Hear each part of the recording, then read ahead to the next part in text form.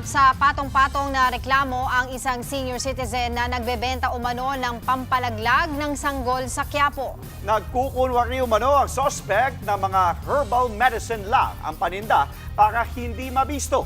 Nasa frontline ng balitang yan, si Nina Ongpauco. Ikaw, may karapatan ka ng hingi. Ano man ang iyong sabihin, may magagamit yan laban sa'yo sa pagtay.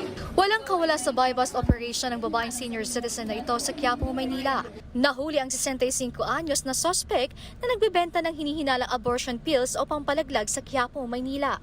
Ayon sa Manila Police District, isinagawa nila ang operasyon matapos makatanggap ng sumbong kaugnay sa bentahan ng pampalaglag sa paligid ng Quiapo Church, partikular na sa kanto ng Evangelista at Carriedo Street. Sa isinagawang test buy, mismong ang suspect pa raw ang lumapit at nag-alok sa operatibong nagpanggap na buyer na kumpletong set ng abortion pills sa halagang 3,500 piso. Nakakumpiska po tayo ng 5 blister pack na naglalaman ng 10 pieces of tablets per pack at 2 sachet ng unlabeled tablets na may 4 pieces na laman.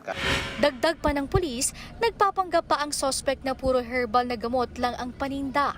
Yung tindahan po niya, ang mga nakalagay po ron mostly ay mga herbal medicines and mga insenso.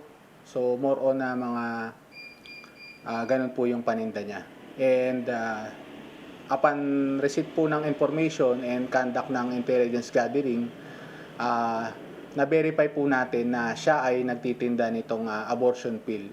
Na-inquest ng suspect sa patong-patong na reklamo, kabilang na ang paglabag sa Philippine Pharmacy Act. Paalala naman ng mga otoridad. Iniikayat ang publiko na bumili lamang po ng mga otorisadong gamot at yung mga prescribe po ng doktor at yung mga ibinibenta rin po sa mga otorisado, rehistradong establishmento o pharmacy. Nagbabalita mula sa Frontline, Nina Ongpauco, News 5. Mga kapatid, Angela Lagunsad Castro po para sa komprehensibo at makabuluhang balitaan at talakayan. Mag-follow at subscribe na sa social media pages ng News 5.